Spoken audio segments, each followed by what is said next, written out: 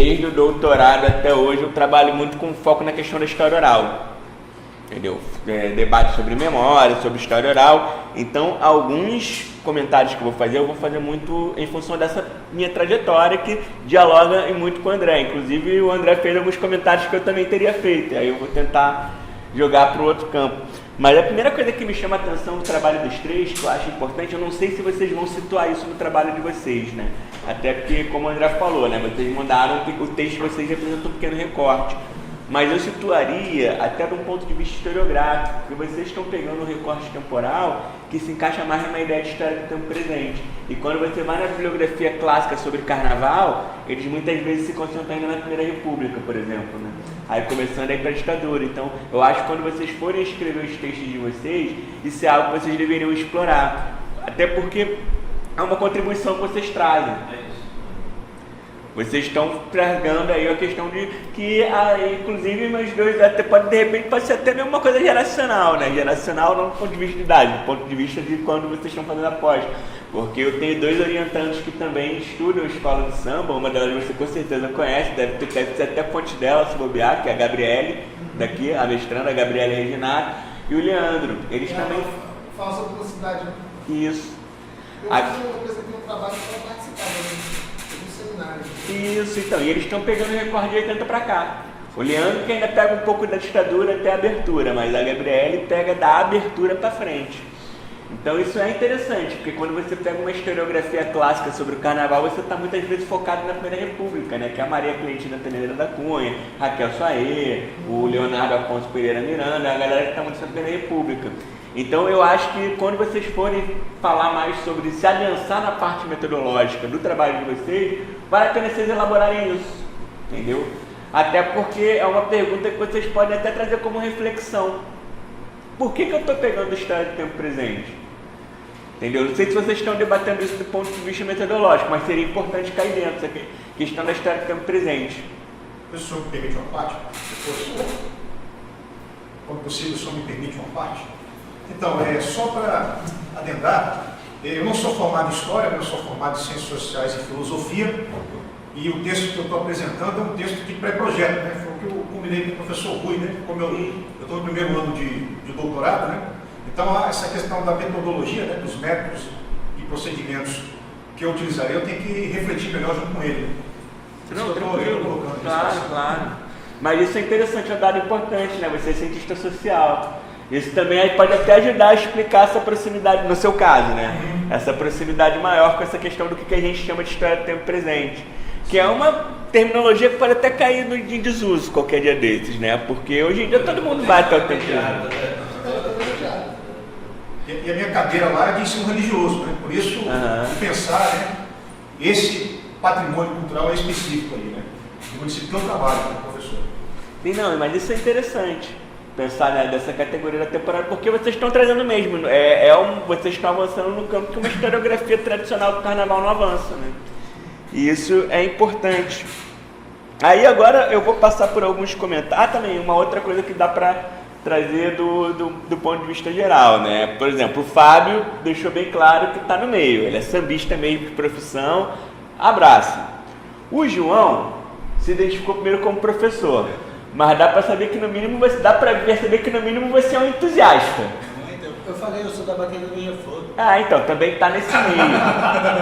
Aí uma coisa que eu acho interessante, que até um comentário que eu fiz numa banca de qualificação ontem, que é de um orientando lá da UERJ Maracanã, que é o Aristênio. Não sei se o André conhece o Aristênio, né?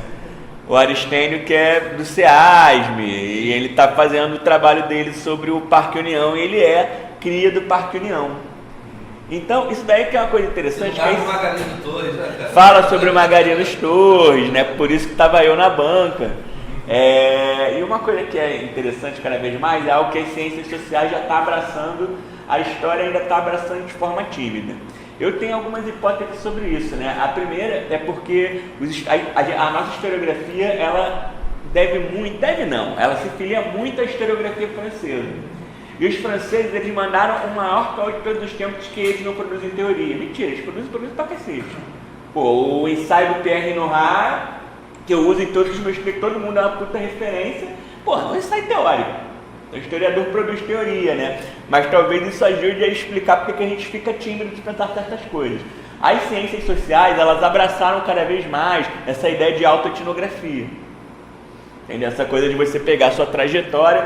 Muitas vezes você tem um discurso que, ao meu ver, é um discurso amarrado, que vai falar uma coisa, não, e o distanciamento com o objeto? Não existe distanciamento com o objeto, porque nós somos cientistas que estudamos seres humanos. Entendeu? Você pode até tentar botar uma visão minimamente neutra, não sei o que, mas isso daí é balela, na minha visão. Entendeu? Isso daí que eu acho interessante, porque tem um livro que eu lembrei, que eu li no doutorado, eu vou até comprar ele agora, que me deu vontade de retornar ele. Eu não lembro quem organizou, eu vou comprar um livro. Eu acho que a edição nem é brasileira, é portuguesa, então, já que o meu amigo Arthur está gravando, aproveito para agradecer à Fundação de Amparo Carlos Chagas Freitas de Pesquisa do Estado do Rio de Janeiro, que através da Bolsa Jovem Cientista do nosso Estado, me permite comprar livros caros na Amazon. Continuando, tem que ser, valeu. Se o senhor me permitir novamente, né? Eu também tenho uma relação com o Congo, eu sou de Serra, né? No meu município, o Congo é muito forte, né? Nas festas de São Miguel e de São Sebastião, né? São dois santos muito reverenciados pelos congueiros, e eu não sou congueiro, né? Ou seja, eu não sou filho de comunidade congueira, mas eu sou da banda parafolclórica da FAMES, né? Da Faculdade de Música do Estado do Espírito Santo, e eu toco casaca, né? E tambor, né? Isso que eu também ia te perguntar agora. Então, a casaca, né? Só que já que você Casaca ele vai gostar disso aí. Então, é um reco-reco, né? De cabeça, né? Esculpida, né? Você segura no pescoço, né? Na cabeça, né? É assim, você tem uma paródia aí, né? Do senhor, né? É quando o escravizado ele pegava no pescoço, né, do senhor e junto com a vareta, né? Rascava ali nos flancos ali do senhor, né? É um instrumento de origem indígena aperfeiçoado pela contribuição da matriz negra africana, né? Então, esse é um reco-reco de cabeça esculpida. Isso que eu ia te perguntar agora, Vinícius, se você faz parte de alguma banda. Parafolclórica da falando.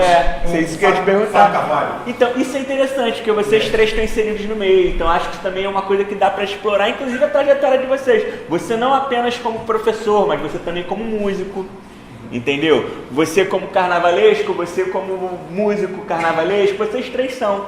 Então, o nome desse livro é Ensaios de Ego História. Depois que eu conseguir comprar, graças à Fundação de Amparo e Pesquisa do Estado do Rio de Janeiro, eu vou dar um jeito de... Daí você corta um pouquinho que eu vou influenciar aqui a pirataria, né? Mas aí a gente digitaliza e disponibiliza pra galera. Porque é um debate importante, é um livro dos anos 80 e o historiador ele é meio tímido para entrar nesse debate, né? Porque é impossível falar de si. Eu fui professor do programa de pós-graduação em Cultura e Territorialidade da UF. Lá esse debate que é um programa interdisciplinar, mas que vem da produção cultural. Então lá esse debate é muito bem mais adiantado. Tem um trabalho que eu gosto muito, até que referencia isso muito bem, que é a dissertação de mestrado da Mariana Gomes Caetano, que fala sobre o universo funk e ela sendo funkeira e deixando claramente, eu sou uma funkeira, estou escrevendo sobre o funk do ponto de vista acadêmico. Aqui na UERJ tem aquele programa de educação e formação, né? O PPFH? Sim. Tem teses escritas em primeira pessoa. É isso. Então dá pra gente também, assim, é uma provocação, de repente os orientadores de vocês podem achar meio ruim, mas eu acho que é uma coisa que dá interessante para investir, entendeu? Até do ponto de vista teórico mesmo. É até um acalanto, cara, um conforto, porque essa opção é como se fosse um álibi. Pois é. Que a gente ganha, né, no sentido de, até, não só considerando essa inserção no mundo do samba, mas essa inserção no mundo da Zona Norte, do subúrbio, que tipo assim, que é um mundo distante desse mundo acadêmico, academicista, entendeu? Sim. É como se tipo assim, essa postura, né, essa autoetnografia permitisse a gente entender o seguinte, cara, eu posso ser tipo de Irajá e posso estar... Exatamente. E nem fala autoetnografia não, fala ego história mesmo, porque não é só a antropologia que vai fazer isso.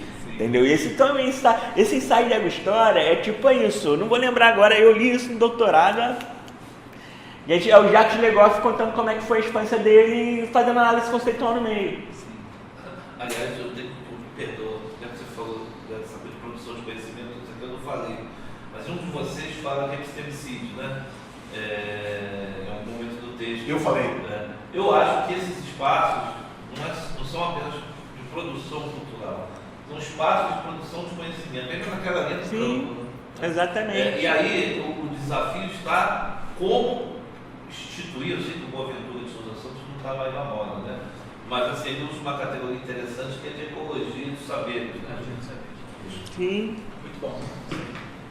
Enfim, é isso. E agora eu vou fazer uns comentários mais direcionados. Vinícius, você fala da sua escolha do seu recorte temporal. Eu fiquei curioso com relação a ela. Você já começou a responder um pouco. Mas no que você começou a responder, eu também fiquei com outras curiosidades, né? Porque o teu recorte temporal de 93 a 2003. Foi um período horrível para o Ministério da Cultura, para o campo do patrimônio, né? Porque foi a época aí que você tem a adoção de governos mais claramente aliados com o ideário neoliberal. Você não teve investimento, você não teve nada. Aí eu fiquei curioso, tanto porque aí depois você fala, né, da questão do tombamento imaterial, né, que isso vem de 2002 para frente, principalmente no segundo governo Lula, quando você tem o Juca Ferreira, entendeu? Que é uma figura importante. Aí eu fiquei curioso de por que você escolheu esse recorte temporal, né? Além de você já ter explicado, mas por que também não investir nesse período que aí sim você tem uma política mais clara de preservação e desenvolvimento da ideia do patrimônio, que aí você também tem a criação do IBRAM, entendeu? Que o Mário Chagas teve um papel importante, inclusive um papel conceitual importante. Eu fiquei um pouco curioso nisso. Queria, se possível, que você pudesse falar mais, porque você falou que o tombamento imaterial, ele foi municipal, né? A própria prefeitura de Cariacica. Na verdade, o Congo, no plano estadual, é 2014, né? O Carnaval de Congo de Máscaras de João Bananeira é 2019. E o Congo, no plano nacional, está em trâmite, né? Está em processo. Mas então o tombamento não é municipal, ele foi estadual. É municipal do Carnaval de Congo, né? E do João Bananeira. O plano estadual foi 2014, municipal 2019. Ah, tá. E no plano do Espírito Santo como Tá todo, no plano correndo. nacional, Porque isso é importante, isso mostra a relação entre os três poderes, né? União, estados e municípios. Aí também isso é interessante porque para entender esse jogo de poder dessa federalização, né? Eu peguei esse recorte também, professor, porque, por exemplo, há um trabalho um historiador que foi presidente da Comissão Espírito Santense de Folclore, um trabalho monográfico, né, na época, de 93, né, Eliomar Mazzocco, né, 2011 é um trabalho de dissertação, e o bem cultural ele variou, né, nesse período socio-histórico, né, ele variou muito as suas configurações. Ele começou com um cortejo, outrora, para o senhor ter ideia, ele era realizado, né, o evento, né, 93, ele era realizado no domingo de Páscoa, no domingo de Ramos e no dia de Nossa Senhora da Penha. Hoje é só no dia de Nossa Senhora da Penha, né? Outrora, né? Antes desse período aí, ele sofreu hibridação com Reis de Bois, sofreu hibridação com Baile de Congo, com Marujada, né? Com Folha de Reis, né? E hoje o evento ele é muito distinto, né? O bem cultural, né? Do que era outrora, né? Eu peguei assim, e eu também assim, pensei também na cobertura jornalística que eu consegui levantar, né? Em arquivo público, né?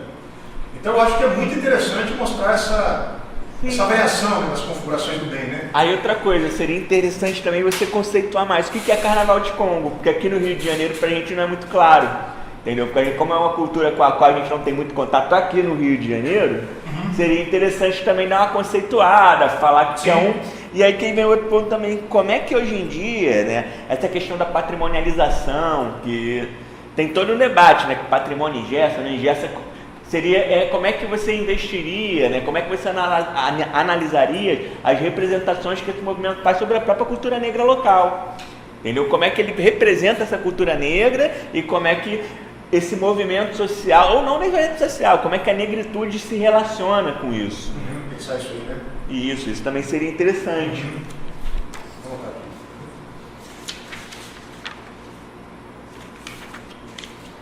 E, Fábio, você falou algumas coisas, né, que logo essa introdução dessa sua fala, né, que tem algumas coisas que eu acho importantíssimo a gente pensar, né, que a gente às vezes se torna um jargão, né, nós estamos lutando por mais democracia. Se torna um jargão no sentido que a gente tem que, na verdade, problematizar muito esse conceito de democracia, entendeu? Porque o que acontece?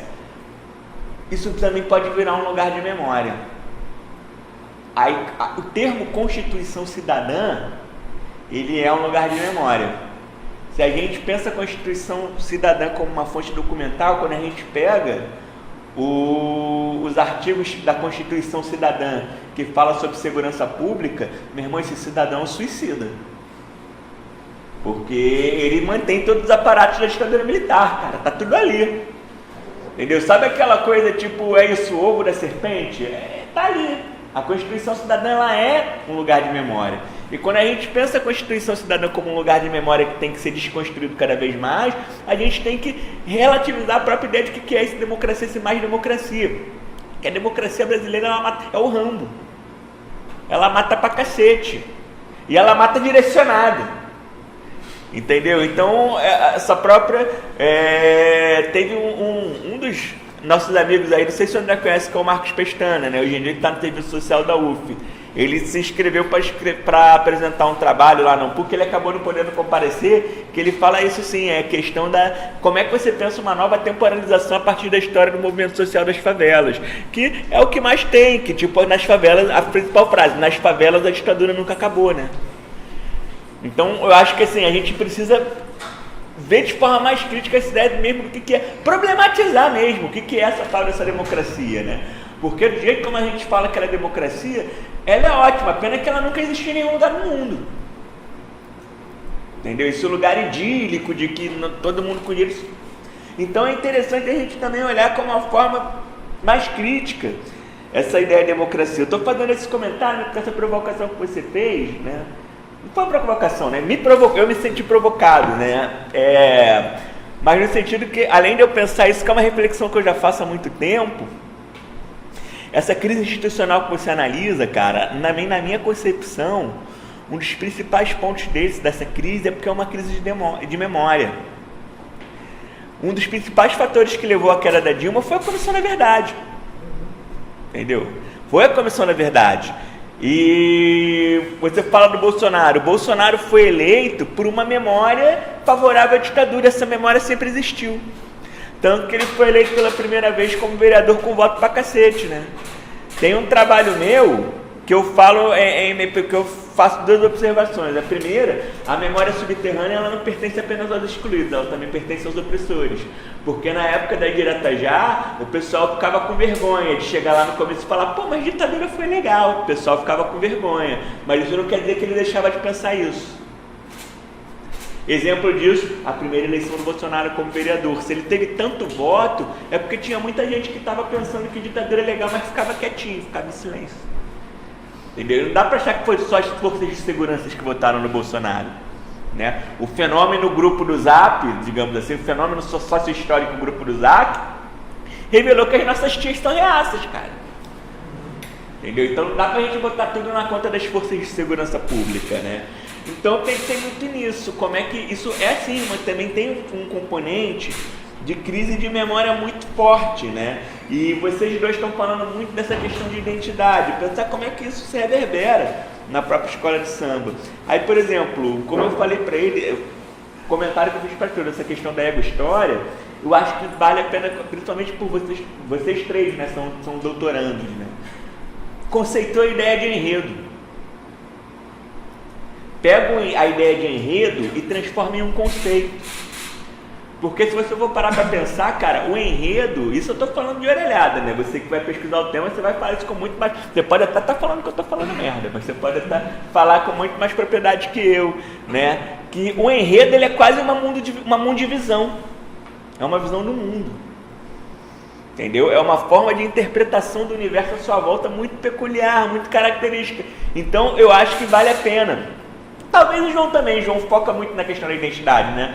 Mas pensar, conceitua essa ideia de enredo, que eu acho isso importante, isso é bacana, né? No meu caso, o senhor acha que é válido também? Não saberia dizer porque eu não conheço o Carnaval de Congo, entendeu? Não sei se trabalhava com ele, como é que... Vai ser um bate-papo que a gente está falando aqui sobre isso, inclusive. Faixinhas. Parando a ideia de enredo, nós temos chamada composição poética musical, né? Que é chamada, é a entoada, né? Eles chamam de toada, ou jongo, ou peça, depende da região, né? Sim. Aí as temáticas são o lírico amoroso, né? A questão do mar, né? A questão da vida cotidiana, sobretudo a homenagem aos santos dos autores católicos, mas se você for olhar assim de forma bem pontual, existem os cantos de trabalho, né, da escravidão do século XIX. No meu município eu já ouvi uma peça que revolve a Guerra do Paraguai, né, a Batalha do Humaitá, e temos cantos de trabalho também, né? Então acho que talvez valha a pena para você conceituar isso também. Mas não tem essa atualização que o enredo de escola de samba tem, né? Mas aí são as diferenças regionais, entendeu? No Espírito Santo se desenvolve de uma maneira e no Rio de Janeiro, assim, acho que com certeza vale muito a pena, isso vale para todo mundo, né? Investir nessa ideia de como é que o aspecto regional impacta esses produtos culturais.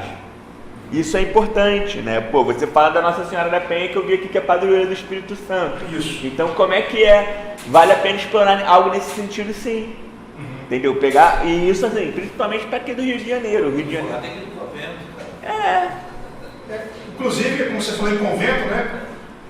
Você tem a festa da Penha, né? É no dia, né, da padroeira, né? Você tem a festa da Penha no convento da Penha e paralelamente você tem o carnaval de pombo de máscaras em Roda d'Água. Né? Sim. Aparentemente os escravizados não poderiam ir no convento, por razões diversas, né? Inclusive a ideologia da construção desse discurso aí eles faziam o seu carnaval, né? A imagem e semelhança, né? Com esse sincretismo com as religiões de matriz africana, né? Ali, em Roda d'Água ali. Sim.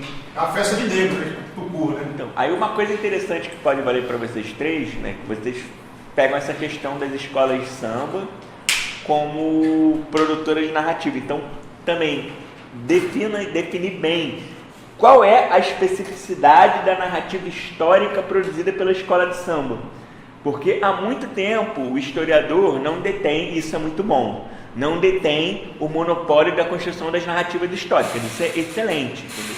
Mas é interessante porque a gente está tão preocupado em bater no Brasil paralelo que a gente esquece de olhar para uma escola de samba. Por que a gente está preocupado em bater no Brasil paralelo? Porque o Brasil paralelo veio para trocação em cima da gente, a gente tem que trocar com os caras, senão a gente apanha. Mas aí a gente também não consegue olhar com... Peraí, você tem outras instituições sociais, outros polos de produção cultural que também estão produzindo narrativa histórica.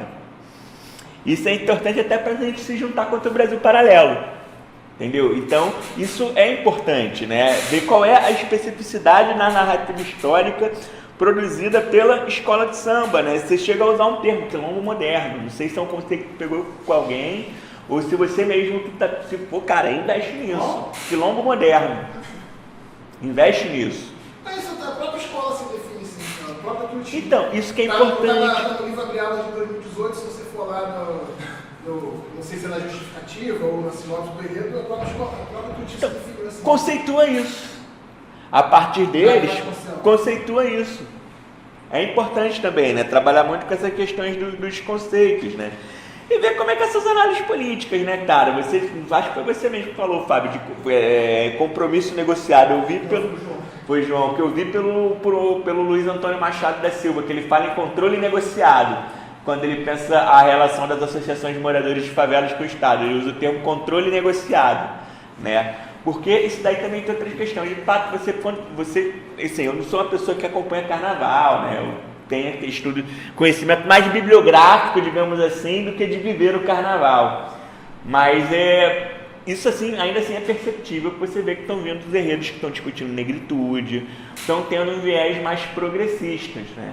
Mas até que ponto isso dá uma unanimidade dentro daquela comunidade local? Porque se você for olhar pelos desfiles da escola de samba, caraca, meu irmão, carioca é progressista pra cacete, só que aí você olha quem tá ocupando a prefeitura, Crivella. É o berço do bolsonarismo. E é por isso que me interessava inicialmente a questão da receptividade. Isso. Porque, tipo, meu irmão, se tu olha o enredo, tu fala assim, aí é um partido de esquerda, vai nascer daí. Exatamente. O New PT tá aqui. Mas não, a galera às vezes que tá desfilando, pô, nem sabe ali o que tá rolando. Nem sabe, não, mas você pode também ter a figura. Pode ter gente que sabe. Não é conservador, não. O cara que é conservador, mas tá fazendo esse enredo porque ele tá querendo vender o produto dele. Pô. As presidências. Exatamente. As presidências de escola de samba, na sua grande maioria, não são nada progressistas por contrário. É isso. Mas ele sabe o que vai causar. Eu pesquisei a Capuchosa de Pilares na minha monografia, né? Isso apareceu também na dissertação que eu autorei para a década de 80, contexto geral. E aí eu entrevistei, né? Consegui entrevistar o carnavalesco dessa perspectiva, né, de que, embora seja muitos anos depois, a questão da história oral, mas entrevistei o Luiz Fernando Reis, que foi o carnavalesco da Caprichosa Populares nessa época. Eu até cito esse trecho da entrevista dele no meu trabalho. E aí ele fala assim, olha, a Caprichosa passou a ser vista na década de 80 como uma contestadora social, como aquela escola que metia o dedo na ferida, que falava aquilo que o povo queria falar e não podia, né? Só que o presidente da Caprichosa na época, que não era presidente ainda, ele era patrono do presidente, ele era o cara que bancava a escola, o Fernando Leão, o presidente era outro, administrativo. O Fernando Reis fala assim, ele era totalmente contra tudo aquilo que eu falava. Ele foi o cara que foi da arena, que apoiou a direita, que apoiava a ditadura. Só que ele falava, tá dando certo, a escola tá ganhando, a quadra tá enchendo, o pessoal canta, a escola tá na mídia. Eu não concordo com nada disso que você fala, mas continue fazendo, porque quando estiver aqui vai ter total apoio para fazer. Então é bacana vocês explorarem isso. Aí tem outro cara também que é bom para trabalhar a ideia de identidade, que é o Joel Candu. Que ele trabalha pelo viés da memória, e ele pega muito essa questão de como é que essas memórias, né, como é que elas não são só fragmentadas, mas como é que esse discurso ele não é uníssono. E no caso desse camarada aí da Caprichosa, é estratégia, é isso, cara, eu não concordo, mas eu sei que eu estou vendendo isso como produto, eu sei que vai causar... É negociação, né? É a questão da negociação. O tempo todo. Jogos de acomodação, né? Você falou aí da bibliografia do carnaval, né?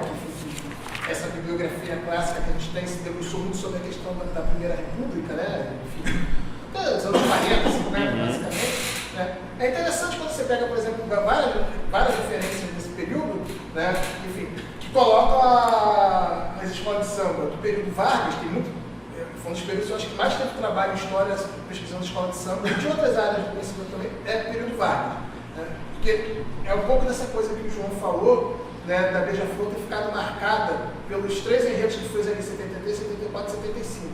E aí se construiu uma ideia sobre as escolas de samba, né, desse período, dos 40 e 50, como se as escolas de samba fossem quase que marionetes na mão do Vargas. Sim, né, verdade. Na mão do DIP, na Exatamente. mão da censura. Está produzindo identidade nacional e é isso, né? Você saiu de uma situação que as escolas de samba, 15, 20 anos atrás, não podiam nem sair da Praça 11, Sim. o sambista ele era espancado, era perseguido, era preso se estivesse com violão, e a partir dessa negociação, a escola de samba sempre como sujeito ativo, um sujeito político ativo, ela negocia e ela se coloca, né? Não somente conquista um espaço, né, no carnaval de rua do Rio de Janeiro, a gente fala hoje de carnaval do Rio de Janeiro como se a escola de samba fosse o auge, mas até os anos 60 nem era, isso começa a partir do final dos anos 50 e 60, era rancho, que era o top aqui no Rio de Janeiro, que era os ranchos. As escolas de samba não só conseguem um espaço aqui no Rio de Janeiro, mas a nível nacional, elas vão se multiplicando, uma coisa que surge aqui no Rio de Janeiro vai se multiplicando para vários estados, hoje você tem escola de samba em todos os estados,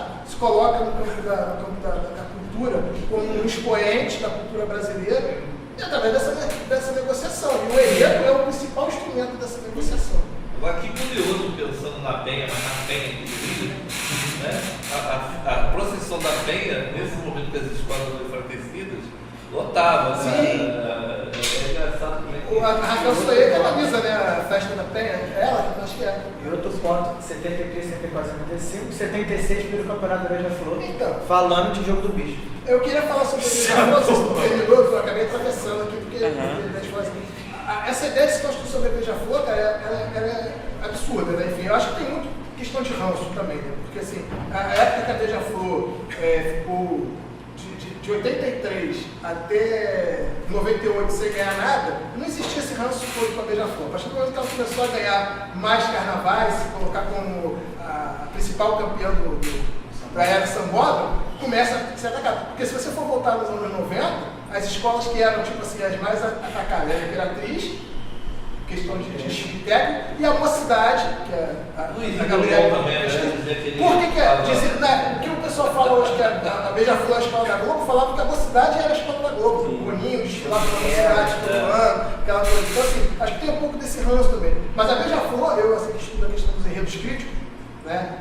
Além de considerar, assim, tanto na minha dissertação e agora para a tese, um dos objetivos é justamente não só conceituar, eu não sei se criar um conceito, né, que a gente entenda como conceito, mas enfim, dessa categoria enredo dentro das escolas de samba, eu tenho tido essa preocupação, não só da questão do enredo, mas do que é a narrativa carnavalesca. Assim, falando aqui rápido, é difícil a gente aprofundar, mas uma preocupação que eu sempre tive, no último tempo, tentando aprofundar isso mais na tese, é fazer essa diferenciação do que é o enredo, por isso que eu trabalho com a ideia de narrativa carnavalesca, né, do que é o discurso da escola de samba. Porque ali são vozes múltiplas, diferentes, perspectivas, objetivos. É isso que eu falei. Agora, o enredo é uma coisa específica.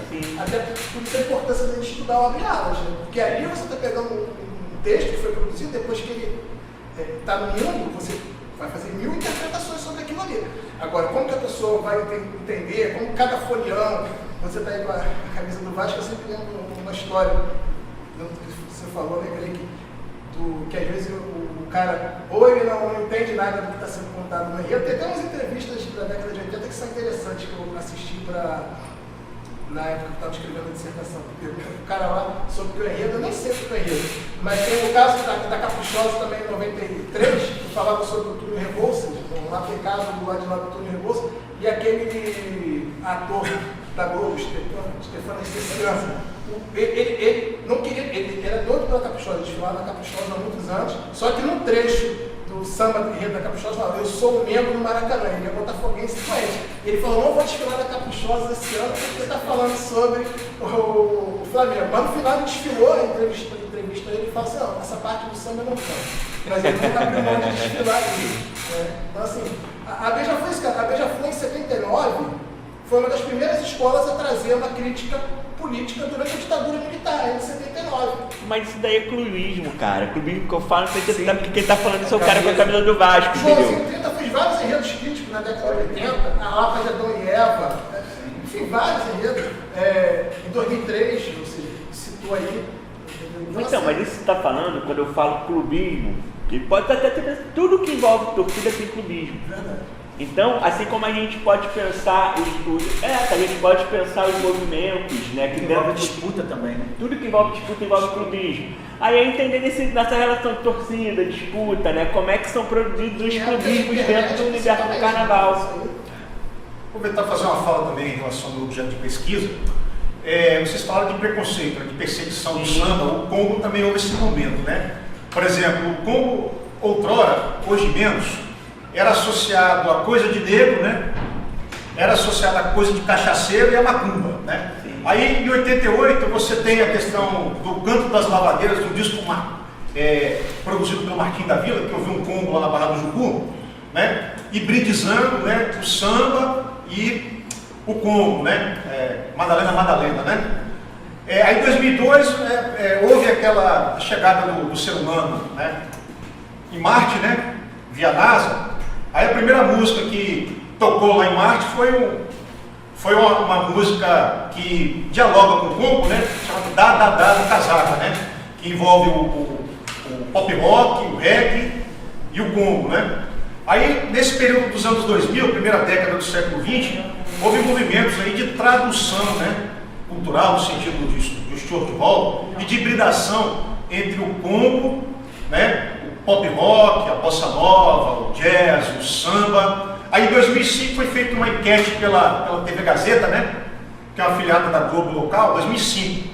Aí essa questão do Congo se tornou, no meu entendimento, estava se caminhando para se tornar um elemento da identidade cultural capixaba. Aí em 2005, com o ascenso dessas duas bandas, né? Sobretudo o Casaca e o Manimal, em 2005 você tem essa enquete, né? Onde se pergunta ao capixaba quais são os elementos mais importantes da identidade cultural capixaba. Aí, em primeiro lugar, vem o convento da Penha, né? Em segundo lugar, vem a panela de barro, né? Não a panela de goiabeiras, que é patrimonializado, né? Pelo INRC, né?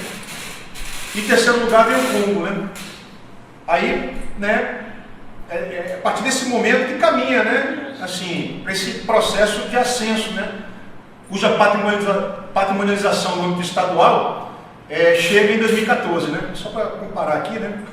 E aí, cai de novo naquilo que eu te coloquei. Por que você não pega o teu recorte temporal também não traz ele um pouquinho mais para cá? Que aí você debate esses contextos todos. Sim, eu posso estender, né? Largar, né? Isso. Que aí que vai incluir justamente esse debate que você está falando, entendeu? Porque o que me chamou de atenção muito na sua fala foi que você trouxe elementos que não estão no teu recorte temporal. Não estão. Mas esse processo de ressignificação ele tem relação, né, com a tradução cultural, né, com a hibridação, né, do Congo. E aí cai com a questão também de trabalho do João, que me chamou mais a atenção, né? O João falou muito dessa questão da identidade, né? Do próprio conceito de identidade, como isso é trabalhando. Aí eu volto, né, de novo para a questão. O João chega a falar mais claramente que você tem essa relação do que seria um discurso acadêmico dentro de uma história acadêmica com a história produzida pelas escolas de samba, e às vezes você pode querer ter um certo distanciamento, até que ponto esse certo distanciamento não é da boca para fora, tanto que vocês dois estão aqui. Sim. Tanto que vocês dois estão aqui, entendeu? E para você escrever enredo, muitas vezes você ir em cima da história científica para pesquisar. Então, eu acho que também é pensar quais os pontos em comum que a história científica e a história não científica tem. Porque a gente tem um boom, já há muito tempo, um boom de produção de discursos sobre o passado, né, de diferentes atores. E como eu falei, eu realmente pego isso até como entendimento teórico. A crise do pós-ditadura no Brasil passa muito por uma crise de memória. Essa crise de memória é a lei da anistia. Porque toda anistia envolve o silenciamento. E com o universo digital se ampliando, né?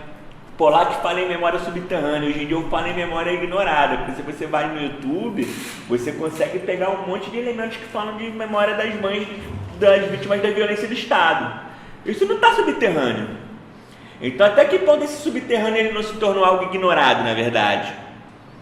Entendeu? Isso é algo a se pensar. Então você tem uma gama de discursos sobre o passado muito grande, né? E você fala... Aí, de novo, vocês dois estão aqui, então até que ponto isso daí não é da boca para fora, né? E pensar como é que você pode pegar essas relações. Mauro, na